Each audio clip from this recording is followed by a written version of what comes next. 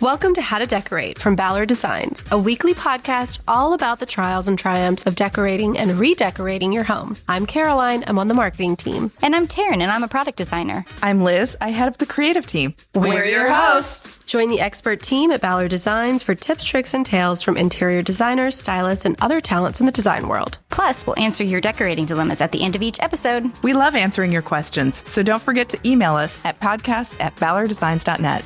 Now, on with the show.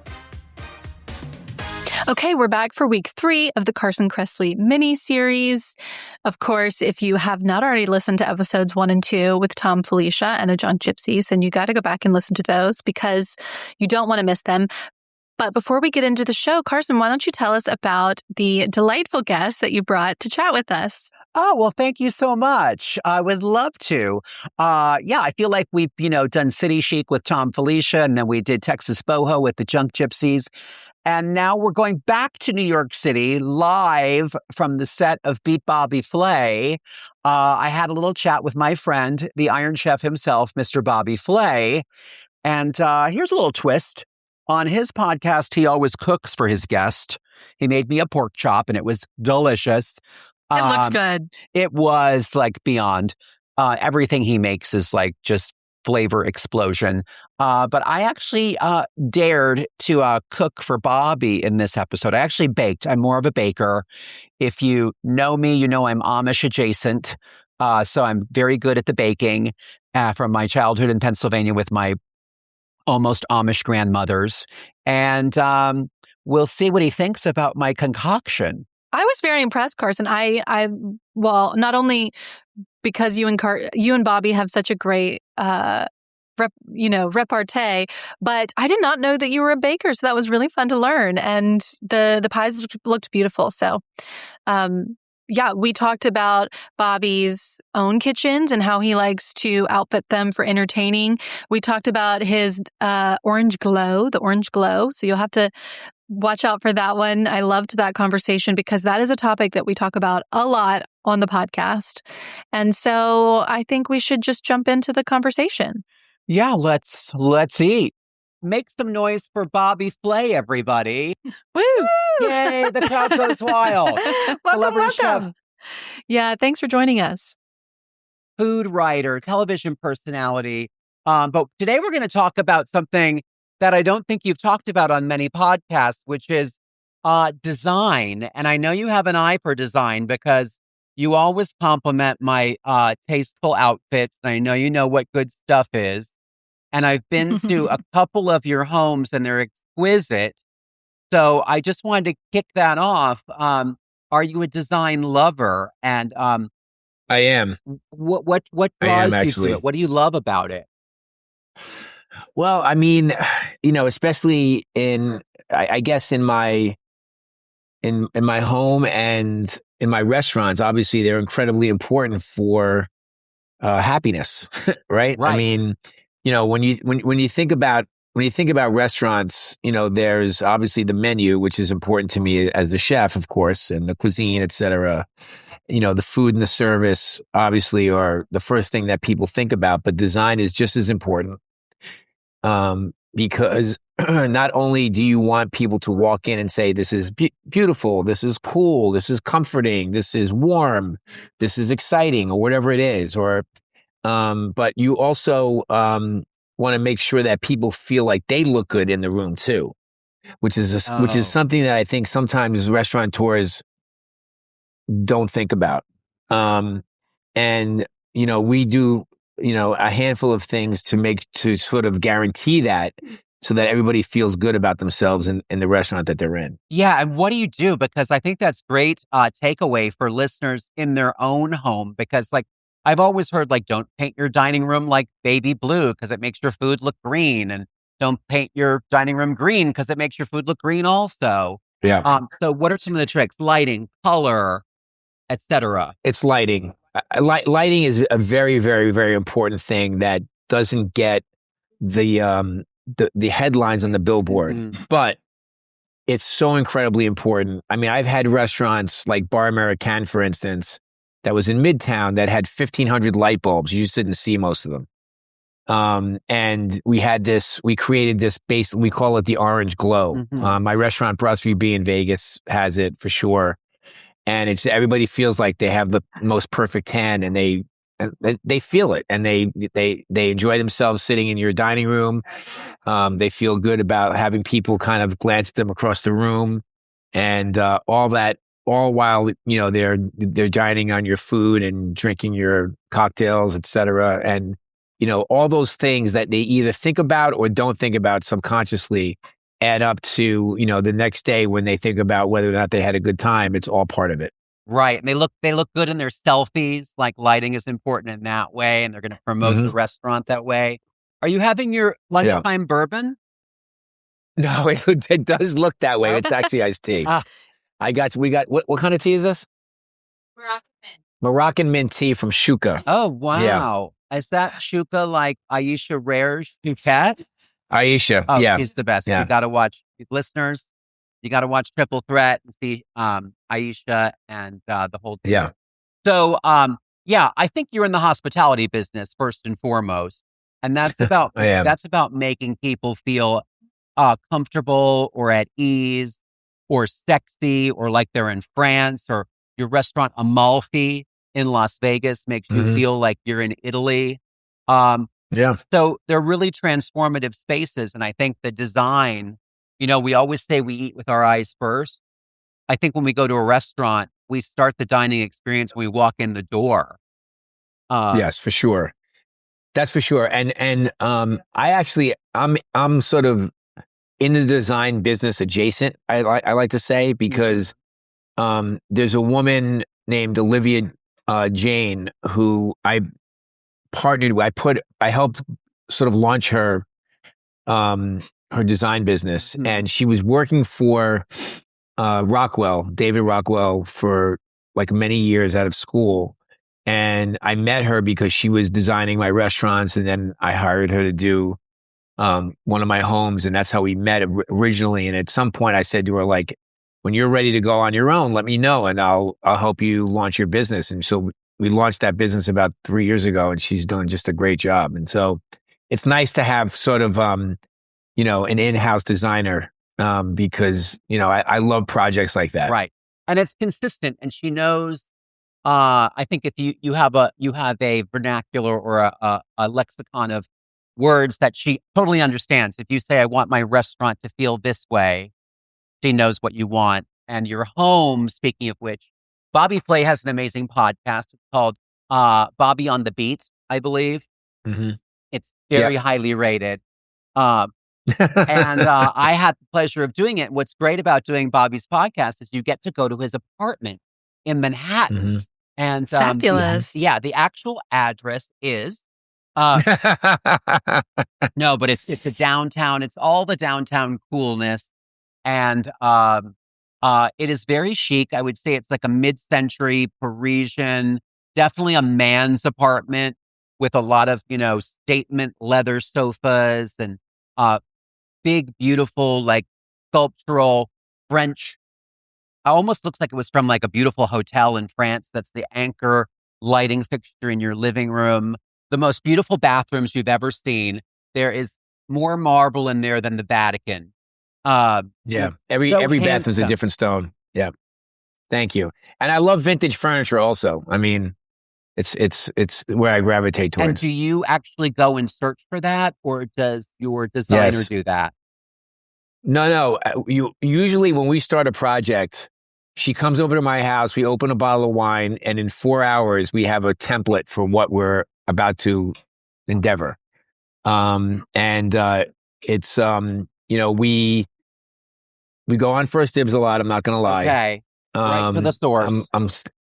I'm slightly addicted to it because you can find spectacular things there.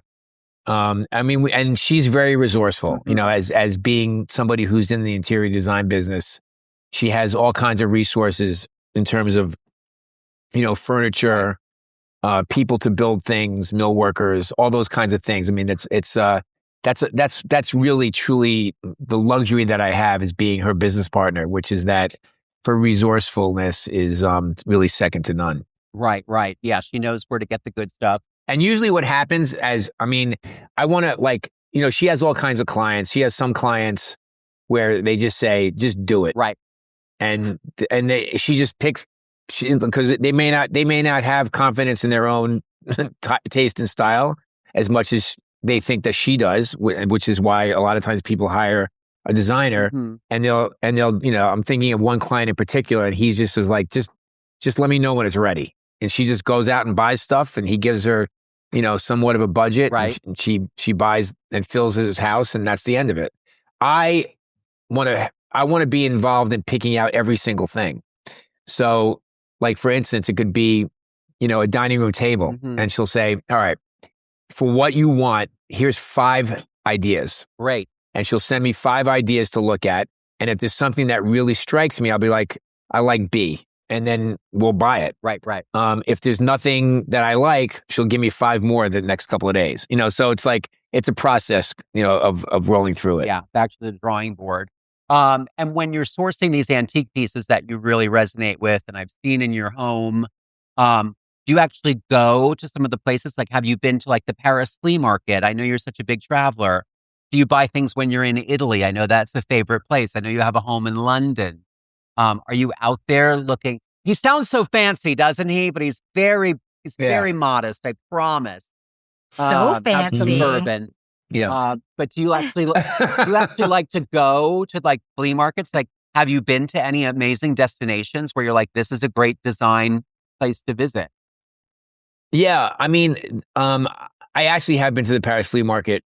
I to be perfectly honest, I'm intimidated by places like that because I don't know exactly what I'm buying. If there's something that just strikes me and I don't really care about it, like I always want to buy things of quality. Right. And so in a place like that, sometimes I'm concerned that I'm not really buying what I think I'm buying. So you have to be kind of careful, especially if it's something that is costly, Yeah, that's a great tip. And so I'd rather have somebody like Olivia kind of vet the furniture that we're going to buy.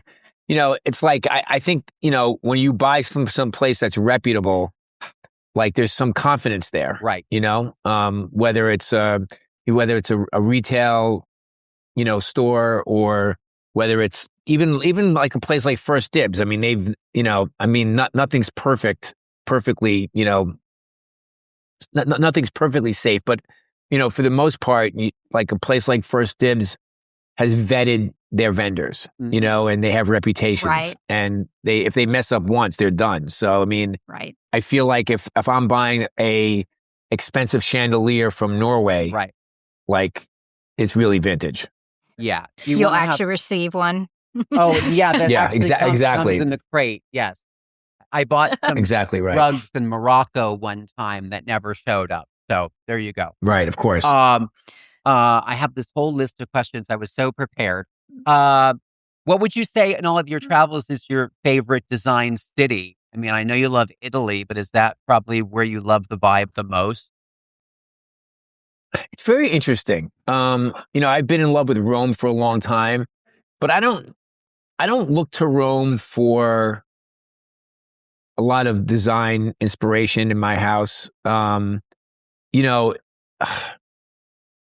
really do love London, and I love Paris for design as well. I think that, I'm a New Yorker, so I gravitate towards big cities like that. I don't like things that are too like ornate. I like a little flash here and there, but for the most part, I buy for design, but I also buy for comfort. Like I want functional furniture. I don't want just a piece, so to speak. Like the piece has to be comfortable to sit on and make sense in the bigger scope of what I'm trying to create, whether it's like in a living room or a bedroom or whatever it is. And so, yeah, that's like, and I don't mind taking risk. But usually I take pops of risk here and there, and then everything else is, I wouldn't say, pedestrian or ordinary, but it's like it kind of makes sense. Like I'm not trying to like make a statement in every foot of my of my home. Bobby, do you entertain a lot at home? Do I entertain? Yeah, I entertain all the time. It's really the thing I love to do most. And you know, my house, whether it's in New York or the Hamptons or whatever, it's created to house entertainment. Like, in other words, like, I cook for people all the time, and you know, sometimes it's sizable amounts of people. Yeah. So I'm ready.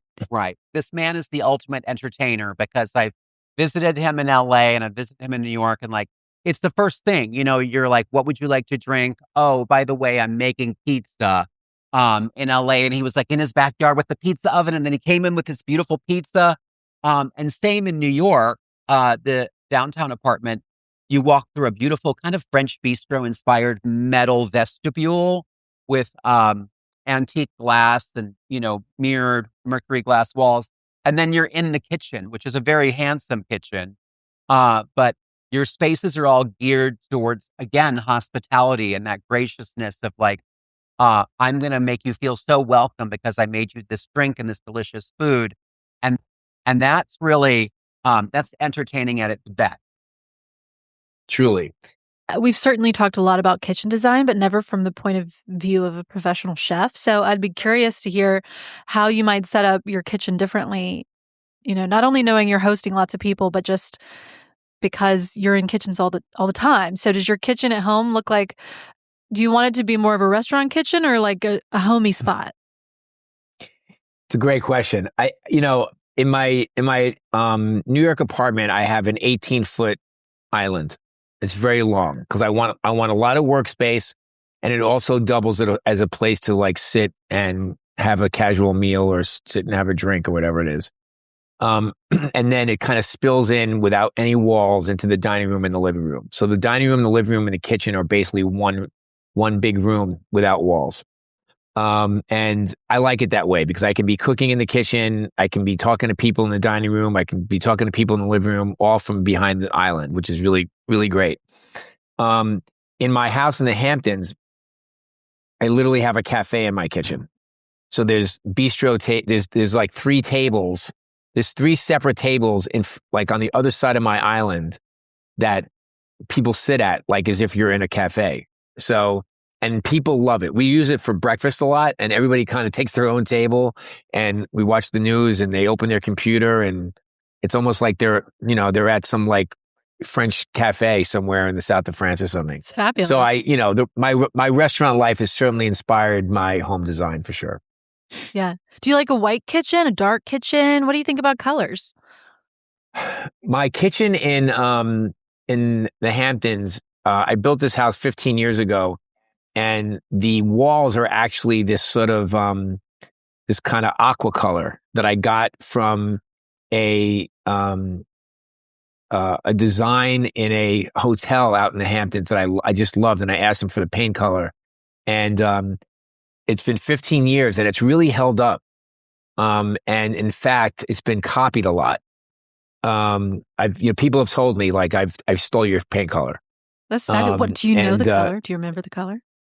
No, I don't. I bet we could Google it. Yes, for sure.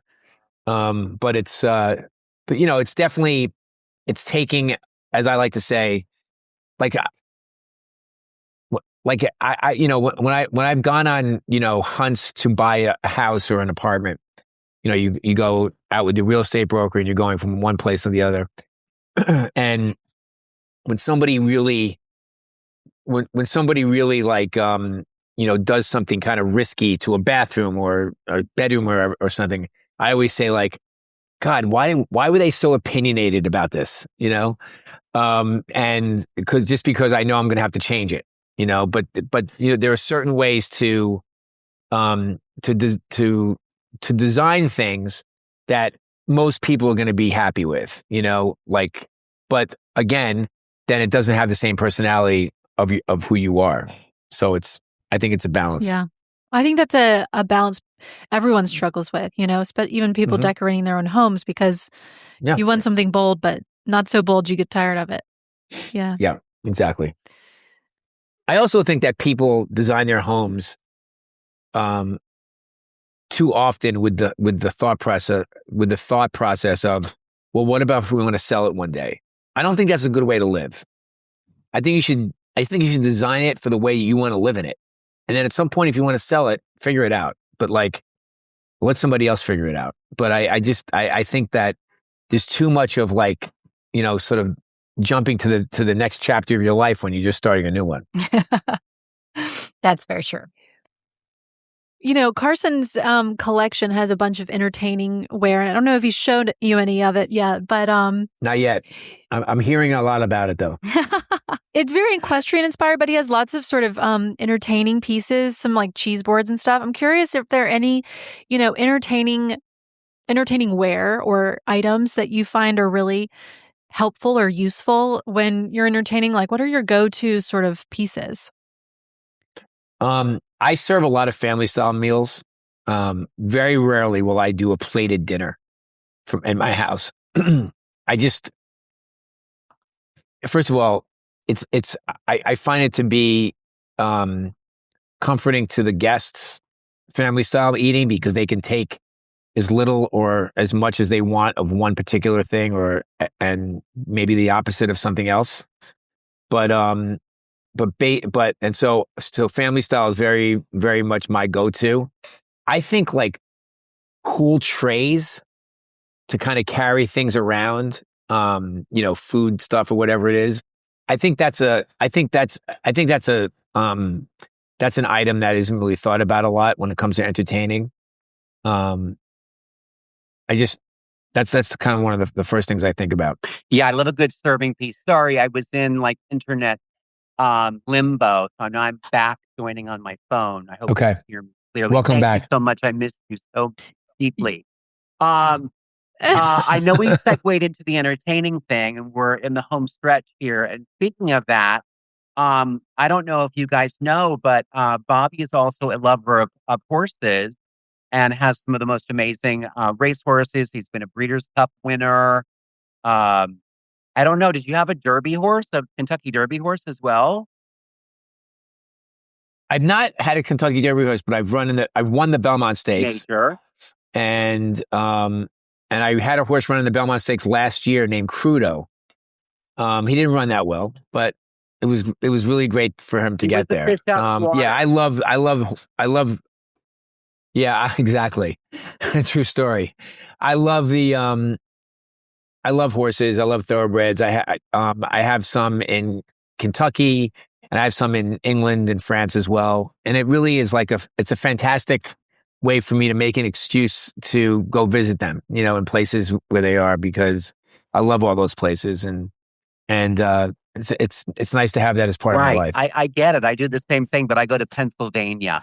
Not as glamorous as London and Kentucky, but we're doing a whole equestrian-inspired line at Ballard. So you're going to be getting some stuff from little old me, but I think you're going to love it. Can't wait.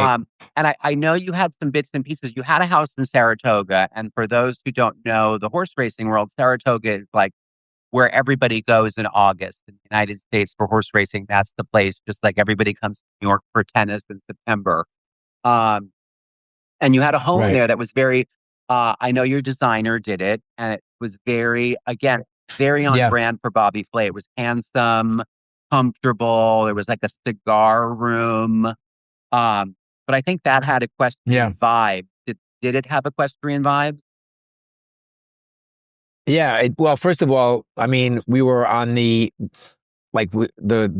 kitchen window faced the Oklahoma racetrack. So like we had, when you say equestrian vibes, we had horses in the backyard, training. So that was always spectacular to wake up to in the morning. And yeah, we definitely had some for sort of, some equestrian, style furniture, et cetera, kind of mixed in with mid-century modern vintage furniture as well. Yeah, I missed that house. It was a house. I think it was from, I want to say it was 1920. Yeah, maybe, that sounds right. Like originally 1920s Tudor. It was a Tudor. Yes, exactly. And then it was renovated right prior to me buying it. The woman who did it did a fantastic job. And then, then we did a little bit of extra work, and then we filled it with, furniture that we love. Right. I mean, when you're lucky enough to have homes in different locations, I think it's really important to look outside and see like what the context of the place is. Like you want a place in London to feel like it's in London, and a place in Kentucky to feel like Kentucky. Yes. Tell us a little bit about your place in London if you can. Yeah, I think you're right, Carson. I think sense of place, whether it's a restaurant or a home, is very important. You know, like in London, obviously one of the major cities of the world, there's all kinds of buildings there. True. Like, you know, they're building, I would say that London has some of the best food in the world right now. It's just it's a city on fire. And you know, like I would never buy an apartment there in a big modern glass building. Just like maybe if I if I was from London, I would live in a building like that. But I'm not there all the time. When I land at Heathrow, I want to feel like I'm in London. So my apartment is, you know, my apartment is 100 years old. It's one of those, you know, sort of old red, sort of, they call them mansions, but they're not mansions. They're like buildings that are almost stuck together, like you know, like three buildings in a row, so to speak. Sandstone row house, and kind of.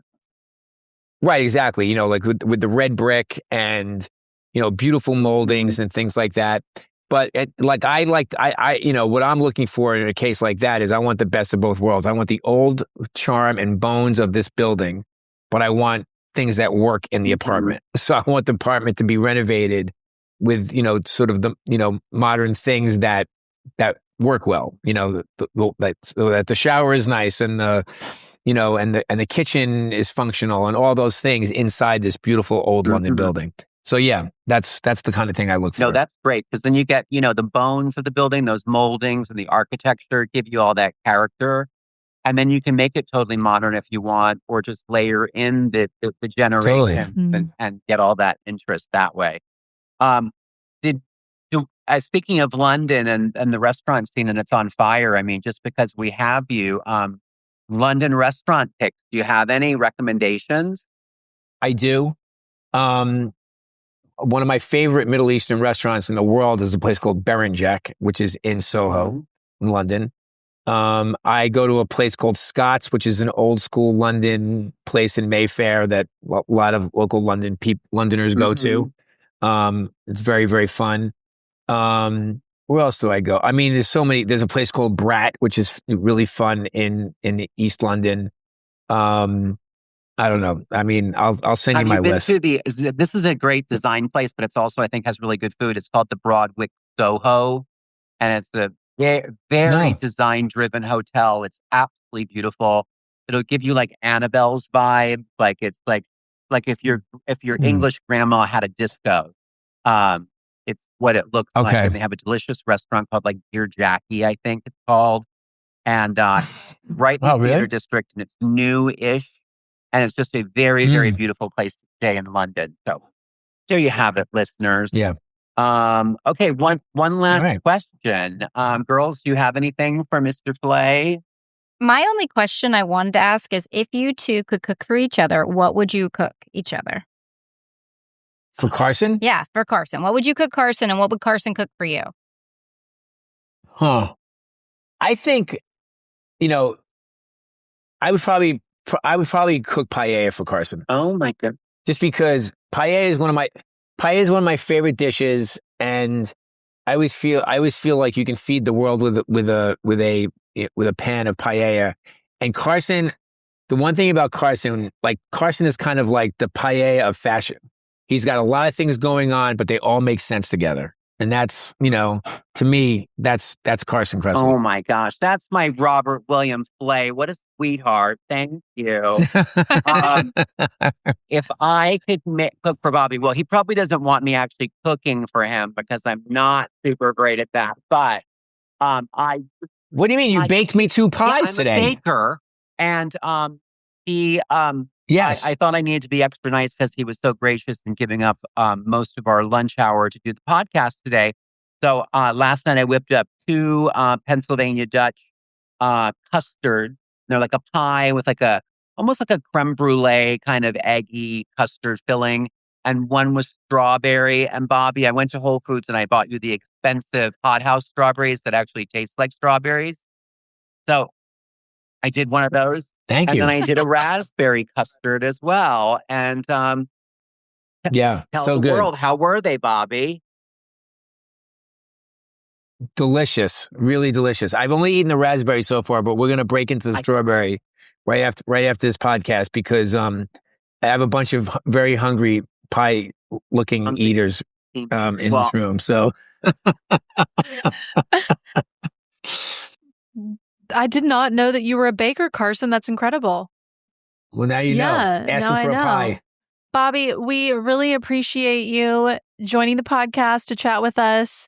What show do we need to watch? What's coming up? There we go. Stopped working, but here I am in the next room. You can't get rid of me. So Beat Bobby Flay, Triple Threat, Barbecue Brawl.